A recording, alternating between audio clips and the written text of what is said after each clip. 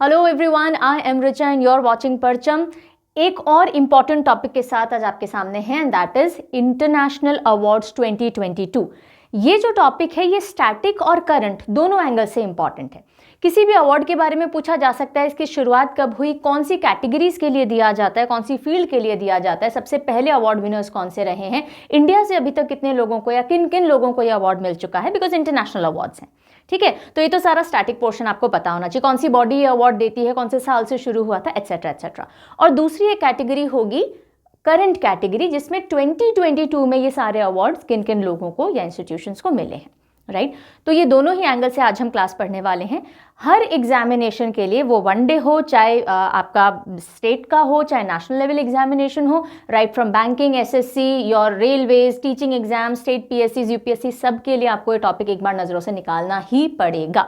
ठीक है, तो चलिए अब स्टार्ट करते हैं आज का सेशन। और इसका जो पीडीएफ है, लाइक एवरी अदर पीडीएफ, जो भी पेड पीडीएफ्स होते हैं वो आपको parchamclasses.in वेबसाइट पे अवेलेबल करवाए जाते हैं। और अगर आपके पास पीडीएफ बैंक होता है जो आप परचम ऐप से लेते हो, तो हर पढ़ाई हुई क्लास ऑटोमेटिकली उसका पीडीएफ आपके बैंक में ऐड हो जाता है। Alright, on this note let's get started.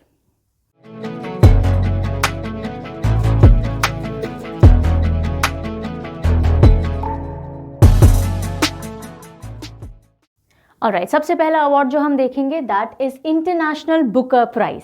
International Booker prize किस लिए दिया जाता है, कौन देता है, ये सारी कथा पहले समझेंगे और उसके बाद में करंट जो अवार्ड विनर रहे हैं उनके बारे में देखेंगे। ऊपर का जो पोर्शन है ना, उसमें हो सकता है आपको थोड़ा लाइट का रिफ्लेक्शन दिखे, kindly bear with it today because आज मैटर थोड़ा अपसाइड शिफ्ट हो रखा है। सो इंटरनेशनल बुकर प्राइज, इसको initially Man Booker international prize के नाम से जाना जाता था। मैन बुकर इंटरनेशनल प्राइज कहीं आप पढ़ें और बुकर प्राइज पढ़ें, international Booker prize, they are one and the same thing. और ये लिटरेरी अवार्ड है, यानी कि लिखने के लिए दिया जाता है, बुक्स एंड ऑल से रिलेटेड है, लिटरेरी अवार्ड है एंड यूनाइटेड किंगडम होस्ट इसको करता है। कौन सी कंट्री देती है? यूके देती है। किस लिए दिया जाता है? लिटरेरी अवार्ड है, यानी लिखने के लिए दिया जाता है। और best novel of the year जो होती है, जो या तो इंग्लिश में लिखी गई है या इंग्लिश में ट्रांसलेट की गई है, उसको एक पुरस्कार या प्राइज दिया जाता है, जो कि यूके या आयरलैंड में पब्लिश होनी ज़रूरी है। Okay, so like we discuss, it is a literary award given by UK to an English novel, या तो ओरिजिनली इंग्लिश में लिखी गई हो या ट्रांसलेट की गई हो, and it is published in UK and Ireland, so that particular novel is eligible for this award. चलिए, सो अब हम देखते हैं कि 2022 की विनर इस अवार्ड की कौन रही है। और यहीं पे आगे बढ़ने से पहले सबसे पहला क्वेश्चन आपके लिए मैं दे देती हूँ, बिकॉज बहुत पॉपुलर है, सिंपल है, इसलिए मैंने इंक्लूड नहीं किया। I thought I will be asking you. बताइएगा, इंडिया से फर्स्ट बुकर प्राइज किसने जीता एंड अभी तक टोटल कितने लोगों ने इंडिया से बुकर प्राइज जीत लिया है? ठीक है, जल्दी से आप कमेंट सेक्शन में ये लिख करके बताएंगे। चलिए, सो अब आ जाते हैं 2022 के अवार्ड पे। सो टूम्ब ऑफ सैंड एक किताब है जो कि ओरिजिनली हिंदी में लिखी गई थी और फिर उसको ट्रांसलेट किया गया इंग्लिश में, और उसने जीता है बुकर प्राइज इंडिया से। सो इंडिया की तरफ से या कहीं भी पहली हिंदी नॉवल जिसने कि बुकर प्राइज जीता आफ्टर गेटिंग ट्रांसलेटेड, वो कौन सी है? टूम्ब ऑफ सैंड, तो उसका इंग्लिश नेम है, और ओरिजिनल इसका नाम है रेत समाधि। किसने लिखी? गीतांजलि श्री ने। ये बहुत बार करंट अफेयर्स में हम पढ़ चुके हैं, कई बार मेंशन आ चुका है, रियली होप आपने सुना ही होगा कहीं ना कहीं। अच्छा, यहाँ तक नहीं रुकना है कि tomb of sand Geetanjali Shree ने लिखी है, ट्रांसलेट किसने किया है, ये ज़्यादा इंपॉर्टेंट क्वेश्चन हो जाएगा अगर यहाँ से एग्जामिनर कुछ पूछेगा। सो डेजी रॉकवेल। तो देखो, टूम्ब ऑफ सैंड यानी जब हम जैसे हिंदी से आप समझ रहे हो समाधि, रेत समाधि, या जब आप मिट्टी इकट्ठी करके कुछ बना रहे हो तो उसमें रॉक्स वगैरह भी आएंगे ना। तो जब हम टूम्ब बना रहे हैं तो उसमें रॉक्स भी इंक्लूडेड हैं, तो रॉकवेल, डेजी रॉकवेल आपका हिंट हो सकता है टू रिमेंबर द ट्रांसलेटर। और इसको पब्लिश किया है टिल्टेड एक्सिस प्रेस, और फिर बाद वाला जो वर्जन था उसको, या जो एडिशन था उसको, penguin random house India. Got it? And ये पहली हिंदी नॉवल है जिसको कि इंटरनेशनल बुकर प्राइज मिला है। ओरिजिनली रेत समाधि, लिखा है गीतांजलि श्री ने, ट्रांसलेट किया है डेजी रॉकवेल ने। ध्यान रहेगा, रखना ही पड़ेगा, ऑप्शन नहीं है। चलिए, ओके, आगे बढ़ें उससे पहले एक एज ए रिचुअल हम जो हर बार अनाउंस करते हैं नए सब्सक्राइबर्स के लिए पर्टिकुलरली कि परचम की ऐप के ऊपर lot of courses are available, और परचम का पहला कोर्स जो हमने लॉन्च किया था that is SSC GA course. और जब भी कोई चीज़ पहली बार लॉन्च की जाती है उसके अंदर बहुत मेहनत और R&D, रिसर्च एंड डेवलपमेंट और परफेक्शन लाने के लिए हम लोग स्ट्राइव करते हैं, और वही सारा काम इस कोर्स के साथ भी किया गया है। ये कोर्स अभी तक का हमारा बेस्ट पीस ऑफ वर्क है जो आप लोगों की डिमांड पे और आप लोगों के बेनिफिट के लिए लाया गया है। History, geography, polity, economy, science और स्टैटिक GK, ये 6 पोर्शन इस कोर्स में आपको मिलते हैं। इंडिविजुअल सब्जेक्ट्स भी आपको अलग से मिल जाएंगे, और पूरा आप कोर्स लेना चाहें तो दैट इज ऑल्सो अवेलेबल। इसमें स्टैटिक GK जो निमोनिक से है वो मैंने कवर कर रखी है, उसके अलावा पूजा मैम, दिलीप सर, पायल मैम एट्सेट्रा बाकी फैकल्टी हैं जो अलग अलग सब्जेक्ट्स लेती हैं, और ये एज ऑन डेट अपडेटेड है, यानी इसमें कंटिन्यूस अपडेशंस किए जाते हैं। आपके लिए स्पेशली रिकॉर्डेड वीडियोस हैं ताकि आपका ज़्यादा टाइम वेस्ट ना हो, आपके बैचेस वगैरह ना छूटे। उसके अलावा आपके लिए PDFs, हर एक चीज़ के properly made PDF majorly English के अंदर हैं, तो जो बच्चे बिल्कुल हिंदी मीडियम से कंफर्टेबल हैं वो ये कोर्स प्लीज़ मत लीजिएगा, आपको फिर प्रॉब्लम आएगी।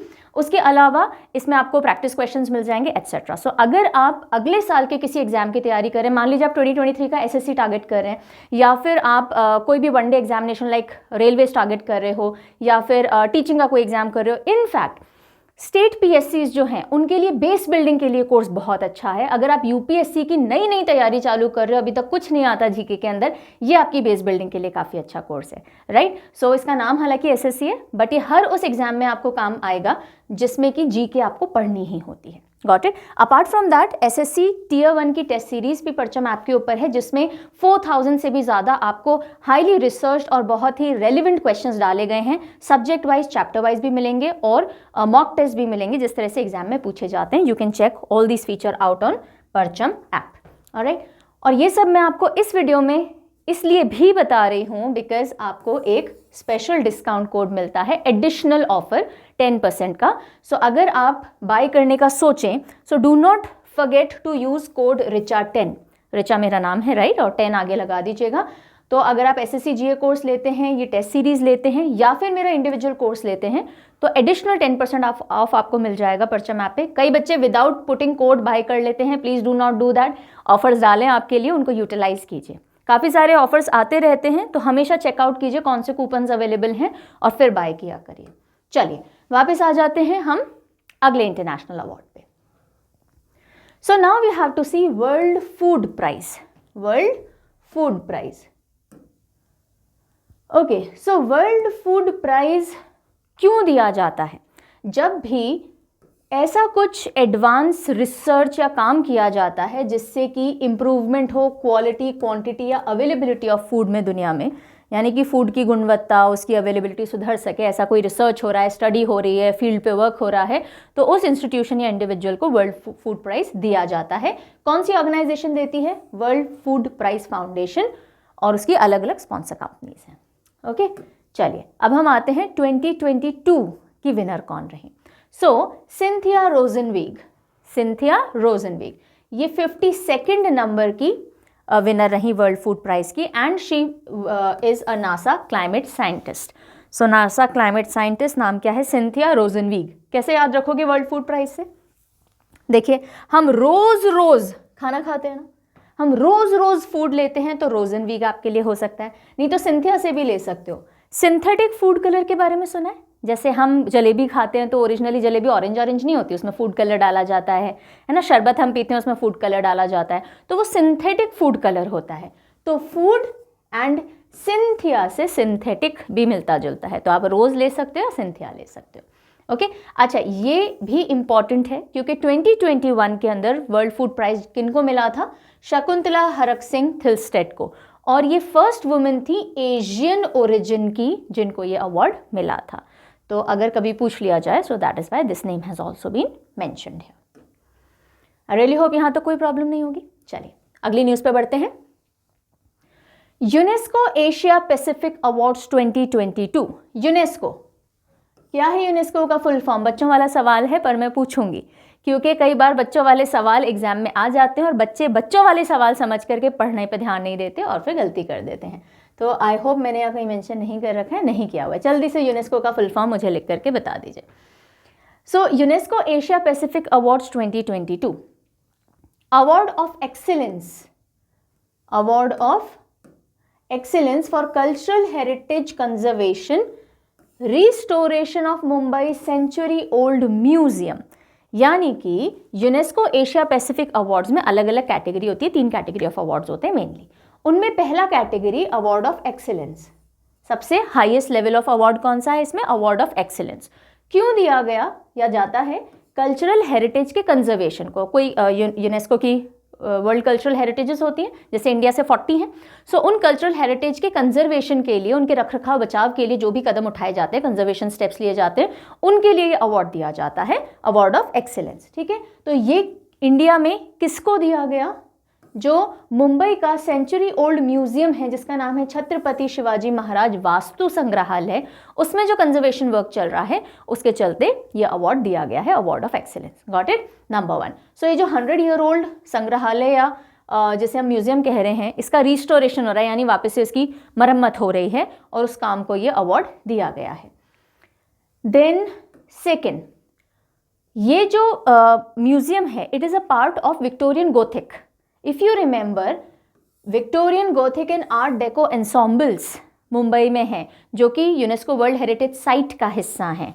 रिमेंबर जब हमने वर्ल्ड हेरिटेज साइट्स की थी, तो यहीं पे चलिए मुझे क्वेश्चन का आंसर दीजिए कि कौन से साल में Victorian Gothic and art deco ensemble को वर्ल्ड हेरिटेज साइट लिस्ट में शुमार किया गया था, यानी ऐड किया गया था। ठीक है, चलिए। देन ये जो म्यूजियम है, इसको जब बनाया गया था, Prince of Wales Museum of Western India 1922 के अंदर प्रिंस ऑफ वेल्स म्यूजियम के नाम से बनाया गया था, and then the name got converted to Chhatrapati Maharaj Shivaji Maharaj Vastu Sangrahalaya. Got it? तो इसको मिला है अवार्ड ऑफ एक्सीलेंस। देन ये तो फर्स्ट कैटेगरी हो गई, अवार्ड ऑफ एक्सीलेंस। फिर है award of merit. Second category कौन सी है? Award of merit. ये इंडिया में किसको मिला अवार्ड ऑफ मेरिट? गोमकोंडा फोर्ट है तेलंगाना में और बायकुला स्टेशन है मुंबई में, यहाँ पे जो काम हो रहे हैं उसके लिए अवार्ड ऑफ मेरिट इन दो को मिला। And then the third category is award of distinction. Award of distinction, तो हैदराबाद का जो स्टेपवेल्स ऑफ गोलकोंडा है, उसको मिला है अवार्ड ऑफ डिस्टिंक्शन। ठीक है, तो ये 3 कैटेगरीज होती हैं, award of distinction, award of merit and award of excellence, और तीनों आपको ध्यान रखने हैं। कौन देता है? यूनेस्को देता है ये अवार्ड।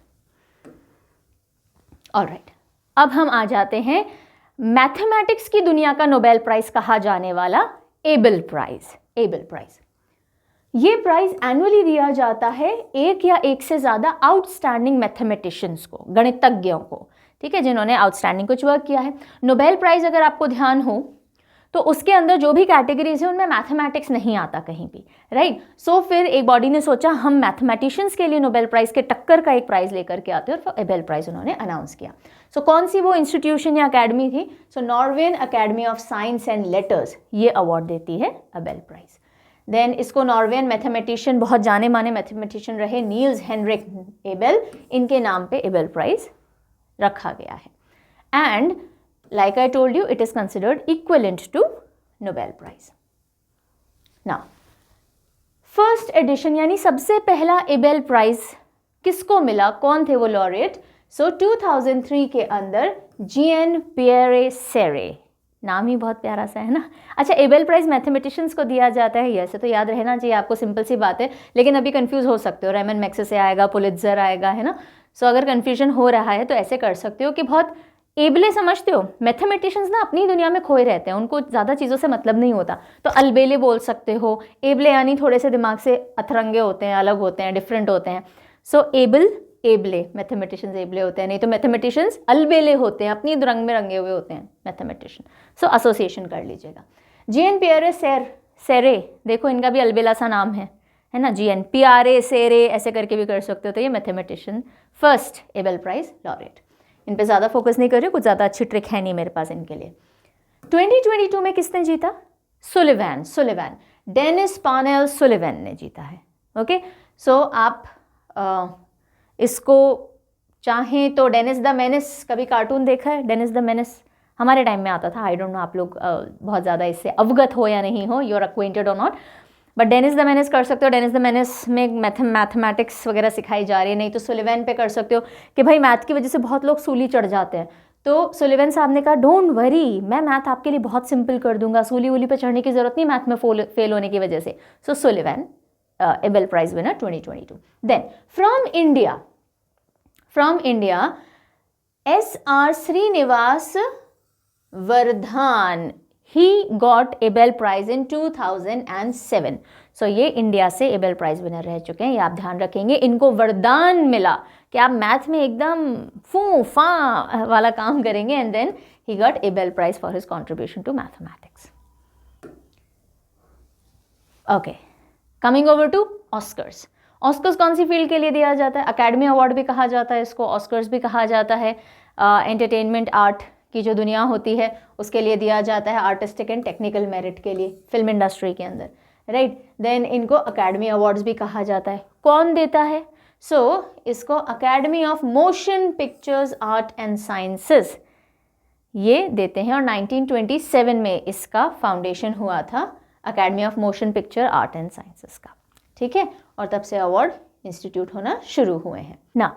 इस बार जो अकेडमी अवार्ड्स थे, they were the 94th academy awards, और 2022 में दिए गए. वेन्यू क्या रहा? Venue was Dolby theatre, Hollywood, Los Angeles. अब वैसे तो ऑस्कर्स बहुत सारी कैटेगरीज के अंदर दिए जाते हैं, पर हम इंपॉर्टेंट कैटेगरीज लेंगे. सबसे पहले actor in a leading role, यानी जिसे हम बेस्ट एक्टर भी बोलते हैं. बहुत पॉपुलर फेस विल स्मिथ, जो कि परसूट ऑफ हैप्पीनेस मूवी के लिए बहुत ज़्यादा फेमस हुए थे. If you have not seen that movie, you must watch it, break लेकर के कभी पढ़ाई से, और देखिए उसको. Then actor in a leading role Will Smith, यहाँ कौन सी मूवी के लिए मिला है?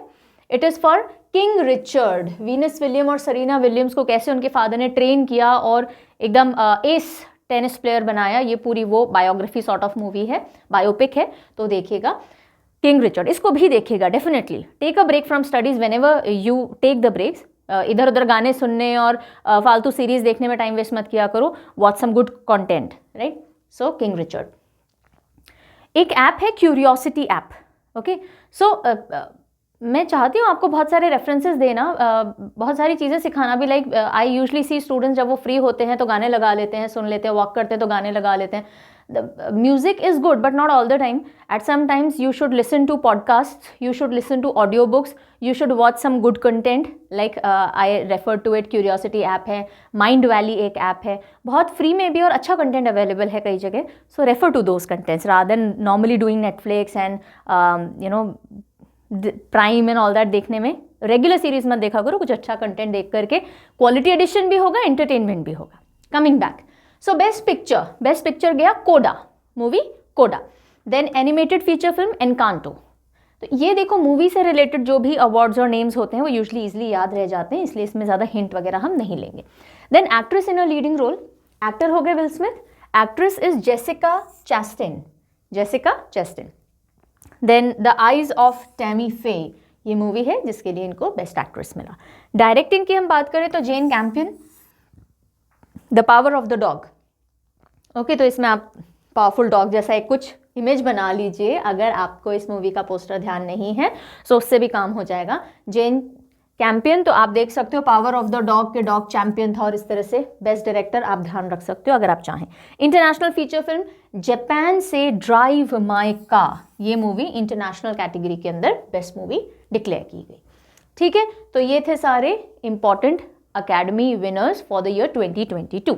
अब हम आते हैं इंडियन कनेक्शन की तरफ. सो ऑस्कर्स में इंडियन कनेक्शन क्या रहा? सबसे पहले ऑस्कर विनर इंडिया से कौन हुई? भानु अथैया. भानु अथैया कॉस्ट्यूम डिज़ाइन के लिए गांधी मूवी के लिए इनको ऑस्कर्स मिला था. कौन से साल में? 1983, 2 years before I was born. I am 85, now she got in 83. Otherwise मैंने जाना था इनकी प्राइज गिविंग सेरेमनी में as if. So Bhanu Athaiya, okay, 1983 costume design Gandhi movie. Then Satyajit Ray, the ace director. So he got honorary award, lifetime achievement award 1992 के अंदर. Okay, कहानी यहीं ख़त्म नहीं होती. एक और मूवी थी जिसने धमाका मचाया था ऑस्कर्स में in the year 2009, and that is slum dog millionaire. AR Rahman को, गुलजार जी को, देन रेसुल पुकुटी को इंडिया से ऑस्कर्स मिला था. क्या क्या था एक बार देख लेते हैं. सो AR Rahman one 2 Oscars. One was for music original score, जय हो सॉन्ग के लिए पर्टिकुलरली. देन ओरिजिनल स्कोर कि इन्होंने ओरिजिनल सब कुछ बनाया. देन जय हो स्लमडॉग मिलियनेयर का अगेन म्यूजिक ओरिजिनल सॉन्ग के लिए, ये ओरिजिनल स्कोर था, ये ओरिजिनल सॉन्ग था. ओरिजिनल सॉन्ग के लिए AR रहमान और गुलजार जी दोनों को अवार्ड मिला, and then Resul Pookutty along with Ian Tapp and Richard Pike, है ना, इनको साउंड मिक्सिंग के लिए मिला. सो इन 3 कैटेगरीज के अंदर स्लम डॉग मिलियनेयर 2009 के अंदर. 2009 बहुत टाइम हो गया, अच्छा लग नहीं रहा, इतनी पुरानी हो गई ये movie. Anyways, so this is it. Now अभी देखो क्या होता है कि हर साल यहाँ से एंट्री भेजी जाती है ऑस्कर्स के लिए. अगर वो एंट्री सिलेक्ट होती है तो वो नॉमिनेट होती है प्राइजेस के लिए, राइट. सो अब हम देखेंगे कि इंडिया से अभी तक कितने नॉमिनेशंस हुए हैं ऑस्कर्स के लिए. कई बार हो सकता है आप कंफ्यूज होते हो कि एंट्री तो हर साल जाती है, फिर ये नॉमिनेशंस का क्या चक्कर है. ओके, सो एंट्री हर साल जाती है, क्या वो सिलेक्ट होती है तो वो प्राइजेस के लिए नॉमिनेशंस में आएगी, और फिर अगर प्राइज मिल गया तो मिल गया. सो फैक्ट्स हम देखेंगे अब. एक रिसेंट जो न्यूज़ में रही पिछले साल, एक Indian documentary with the name writing with fire. Writing with fire got nominated, और इस फिल्म के डायरेक्टर, डॉक्यूमेंट्री के director Rintu Thomas and Sushmit Ghosh. Award नहीं ले पाए हम, पर नॉमिनेशन में आए थे. Similarly as on 2022 3 Indian films हैं जो नॉमिनेशंस में गई थी ऑस्कर्स में. सबसे पहली मदर इंडिया 1957 के अंदर गई थी, देन सलाम बॉम्बे 1988 में, एंड देन लगान 2001 में. तो ये 3 मूवीज नॉमिनेट हुई हैं, एक डॉक्यूमेंट्री नॉमिनेट हुई है. Okay, now Oscars are over, academy awards. Now coming over to Pulitzer prize. Pulitzer prize journalism और आर्ट में दिया जाता है. ठीक है, कौन देता है इसको? इसको एडमिनिस्टर करता है यूनाइटेड स्टेट्स की कोलंबिया यूनिवर्सिटी. ठीक है, सो 22 कैटेगरीज के अंदर जर्नलिज्म और आर्ट के लिए दिया जाता है Pulitzer prize by within the United States. United States के लिए ही है ये, and it is administered by Columbia University. 1917 में इसको एस्टैब्लिश किया गया था जोसेफ पुलित्जर की विल यानी वसीहत के हिसाब से कि भाई जो इस एरिया में कमाल कर रहे हैं उनको आप अवार्ड कीजिए. ठीक है, तो जोसेफ पुलित्जर जो कि एक न्यूज़पेपर से भी रिलेटेड थे, editor, and he was also into political areas very active. ठीक है, चलिए. सो 2022 पुलित्जर प्राइज जर्नलिज्म के लिए पहले हम देखते हैं. जर्नलिज्म में भी there are further various categories. So important categories ही हमने ली हैं. Illustrated reporting and commentary. Illustrated यानी कार्टून्स या पिक्चर्स वगैरह की मदद से, स्केचिंग वगैरह की मदद से जो बनाई जाती हैं. सो ये इंपॉर्टेंट इसलिए है क्योंकि बांग्लादेश की एक पर्सन है जिनको पुलित्जर मिला है इलस्ट्रेटिव रिपोर्टिंग एंड कमेंट्री के अंदर, एंड दैट इज फामिदा अजीम. फामिदा अजीम, और इंडिया के नेबर हैं इसलिए पूछा जा सकता है. इनके साथ में Anthony Delcol, Josh Adams, Walt Hickey of Insider New York. तो देखिए ये इनसाइडर न्यूयॉर्क की जो है उसके साथ में काम करते हैं. She is of Bangladeshi origin, Fahima Azim, Fahmida Azim. और इन्होंने जो काम किया था वो वीगर मुस्लिम्स जो हैं, जो चाइना में रहते हैं, और उनके ऊपर जो अट्रॉसिटीज़ हो रही हैं, किस तरह से उनका जीनोसाइड किया जा रहा है चाइना के द्वारा, उसको फोरफ्रंट पे ला करके कवर किया था. ठीक है, then next is featured photography. Photography की मदद से न्यूज़ सामने तक पहुंचाना. सो इसमें इंडियंस की पूरी एक टीम है जिसको ये अवार्ड मिला, और जिसके अंदर दानिश सिद्दीकी भी शामिल हैं जो कि अफ़गान की जो वॉर वगैरह है उसको, अफ़गानिस्तान की, उसको कवर करते हुए ही passed away. So Adnan Abidi, Sana, Irshad Mattoo, Amit Dave and late Danish Siddiqui ये रॉयटर्स की तरफ से फोटोग्राफी रिपोर्टिंग कर रहे थे. और इन्होंने कौन से मुद्दे को कवर किया जिसके लिए इनको पुलित्जर दिया गया? कोविड से रिलेटेड जो इमेजेस इन्होंने कैप्चर की थी, that got awarded Pulitzer prize. ठीक है, चलिए. देन अब हम आते हैं बुक, ड्रामा, म्यूजिक यानी आर्ट वाली कैटेगरी पे. तो उसमें फिक्शन वाली कैटेगरी इंपॉर्टेंट है. कौन सी बुक है जिसे पुलित्जर प्राइज मिला, कौन से राइटर हैं जिन्हें मिला? So Netanyahus, the Netanyahus, an account of minor and untimely even negligible episode in the history of a very famous family. ये किताब का नाम है, ये मेन टाइटल है, देखिए, द नेतान योहान्स, और उसके बाद ये पूरा एक तरह से सब टाइटल प्रिल्यूड मान लीजिए, और इसको लिखा है जोशुआ कोहेन ने. New York review books is the publisher. So Pulitzer prize for best book fiction category Netanyahus. अब कैसे याद रखोगे कि इसके जो ऑथर हैं वो जोशुआ कोहेन है? तो देखिए, नेता लोग ही तो बोलते हैं ना, हाउस द जोश, और सब बोलते हैं जो भी बोलते हैं, है ना. सो नेता लोग ही जोश जगाने का काम करते हैं. हमें वोट दोगे, हमारे साथ युद्ध करोगे, हमारे पीछे खड़े हो, है ना. सो नेता ही जोश जगाते हैं so Netanyahus Joshua Cohens. Alright, then moving over to Ramon Magsaysay award. Ramon Magsaysay award जो है वो बेसिकली आपने अपनी फील्ड में जो भी कुछ एक्सेप्शनल सर्विसेज दी होंगी उसके लिए आपको रेमन मैग्सेसे अवार्ड से सम्मानित किया जाएगा। एशियंस के लिए पर्टिकुलरली ये अवार्ड है। Okay, if you are an Asian and you have done something exceptional in your field then you will be considered for Ramon Magsaysay award. So annual award है और इसको इस्टेब्लिश किया जाता है former Philippine president Ramon Magsaysay's का example कि वो कितने इंटीग्रिटी से काम करते थे अपनी गवर्नेंस में, करेजियस थे, सर्विस टू पीपल और नए नए आइडियाज़ एक डेमोक्रेटिक सोसाइटी में लाने के लिए, बदलाव की लहर लाने के लिए he was known for it. तो इसी तरह के जज्बे के साथ कोई भी अपनी फील्ड में काम करता है तो वो रेमन मैग्सेसे अवार्ड के लिए कंसिडर किया जा सकता है ना। Prize to Asians, got it ना। ये अप्रैल 1957 में इंस्टीट्यूशनलाइज हुआ था और 1958 से दिया जाना शुरू हुआ। अब हम बात करते हैं 2022 अवार्डीज। तो 4 लोगों को रेमन मैग्सेसे अवार्ड 2022 के अंदर दिया गया। इंडोनेशिया, फिलीपींस, जापान और कंबोडिया से कौन कौन व्यक्ति हैं? इंडोनेशिया से गैरी बेंचगिब, देन फिलीपींस से बर्नाडेट मैड्रिड, देन जापान से तादाशी हतोड़ी एंड कंबोडिया से सौथेरा चिम। ओके, अब याद करने के लिए, याद करना है तो आप क्या कर सकते हैं, गैरी बेंचगिब से बेंच ले लीजिए, बेंच। मैड्रिड से हम मैड ले ही सकते हैं, नहीं तो मैड्रिड भी ले सकते हो। तादाशी हथौड़ी, हथौड़ी होती है ना, अगर आप निंजा हथौड़ी कार्टून्स देखते होगे, निंजा हथौड़ी भी जानते होगे, नहीं तो हथौड़ी मारने वाली है ना, हैमर। एंड देन छिम से आप छम छम या छिम छिम ले सकते हैं, है ना, तो छिम हम पूरा ही ले लेते हैं, सो छिम हो गया। Okay, now just watch a scene कि एक बेंच है, एक मैड इंसान है और उस पर हथौड़ी से मारे जा रहा है। तो आप बोलो क्या कर रहे हो, बेंच पे क्यों हथौड़ी मार रहे हो? बोलो मुझे इस बेंच में बैठते ही छिम छिम की आवाज़ आ रही है, मैं बैठ नहीं पा रहा हूँ तो मैं बेंच तोड़ रहा हूँ। ठीक है, बेंच पे एक मैड आदमी हथौड़ी से मार रहा है, क्यों? क्योंकि उसको छम छम की आवाज़ आई जा रही है उस बेंच पे बैठने पे। तो बस ये सीन हो जाएगा, बेंच से बेंचगिब हो जाएगा, मैड से मैड्रिड हो जाएगा, हथौड़ी से हथौड़ी हो ही गया और छिम से छिम हो गया। और इन सबको आप जोड़ेंगे किससे? किससे? Ramon Magsaysay award. ये मत गड़बड़ कर दीजिएगा।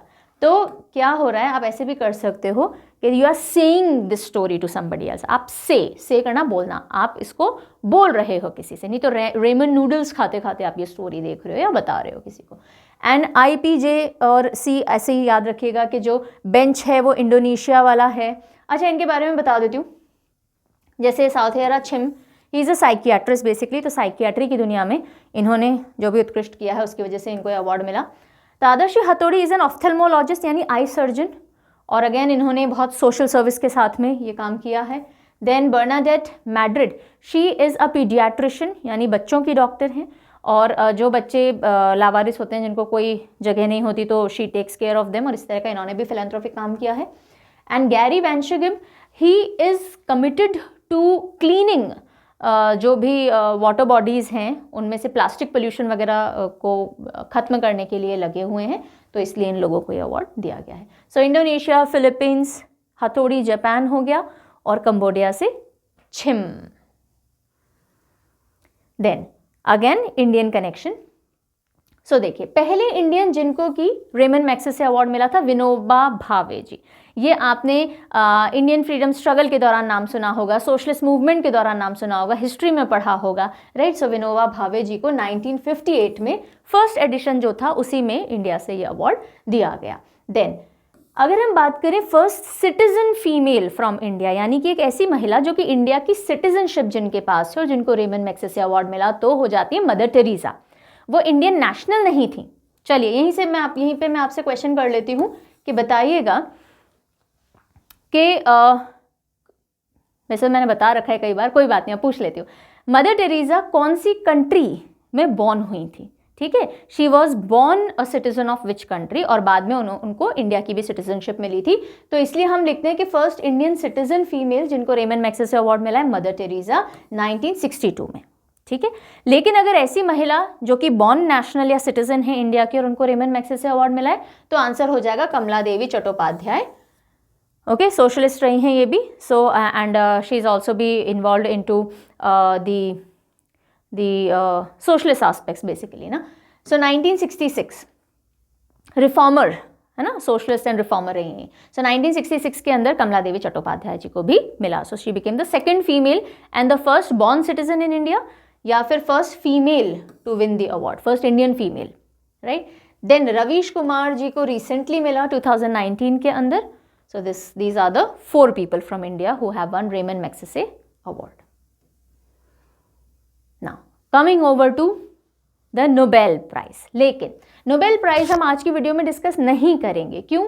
क्योंकि इसके ऊपर कंप्लीट एक वीडियो जिसमें हमने 100% स्टैटिक पोर्शन, सारी हिस्ट्री, सारे इंडियन कनेक्शंस, सारे अवार्ड विनर्स के नाम, टेक्निक से सब याद कर रखे हैं. एक एक्सक्लूसिव वीडियो है इसकी, और वो आपको करंट जी के प्लेलिस्ट जो है चैनल पे वहाँ मिल जाएगी. लेकिन जो बच्चे ये वाले टॉपिक का PDF डाउनलोड करना चाहेंगे parchamclasses.in से, उनके PDF के अंदर नोबेल प्राइज़ वाली पूरी PPT भी हम इंक्लूड करके दे रहे हैं, ताकि आपको 2 PDF बाय ना करने पड़े. Got it? तो आपको कंटेंट वहाँ वाला यहाँ मिल जाएगा. जो बच्चे PDF नहीं लेते, आप स्क्रीनशॉट या कुछ लेना चाहते हो या हैंड नोट्स लेना चाहते हो, तो प्लीज़ करण जी के प्लेलिस्ट पे चले जाओ. वहाँ पे वीडियो है और सारा कंटेंट वहाँ पे अवेलेबल है. ठीक है, तो सबका पर्पस सॉल्व हो रहा है. We are not just focusing on paid content या paid matter, we are also equally considered about you people also, जो यूट्यूब पे हमको एकदम रिलीजियसली फॉलो करते हैं, राइट. सो अब ये वीडियो जब खत्म हो जाएगा, क्योंकि ये लास्ट स्लाइड है, तो अब आप, अगर आपने अभी तक नोबेल प्राइज़ विनर वाली, नोबेल प्राइज़ 2022 वाली वीडियो नहीं देखी है, तो आप यहाँ से सीधे करण जी के प्लेलिस्ट पे जाइए. नहीं तो आपको एंड में सजेस्टिव भी हो रही होगी, सजेशन में आ रही होगी वो वीडियो, वो देखिए ज़रूर से, तब जाके आपका टॉपिक खत्म होगा. ठीक है, ये नहीं पढ़ा तो एग्जाम में मार्क्स छूट सकते हैं, बिकॉज ये बहुत इंपॉर्टेंट टॉपिक है. और जब आप ये पढ़ें कि इकोनॉमिक्स में किसको मिला है एंड अलग अलग सब्जेक्ट में किसको नोबेल प्राइज़ मिला है, तो टॉपिक भी देखिएगा कि किस टॉपिक के लिए उनको मिला है, बिकॉज एग्जाम में पूछा जाता है और सब कुछ वहाँ मेंशन्ड है. Got it? चलिए, so on this note let us move over to another ritual जो हम फॉलो कर रहे हैं काफ़ी टाइम से अब, which is ending the video on a thought. Vitality plays an important role in success. Vitality यानी आप में फिजिकल एनर्जी, स्ट्रेंथ है ना, कितनी है, that plays a crucial role या इंपॉर्टेंट रोल इन सक्सेस.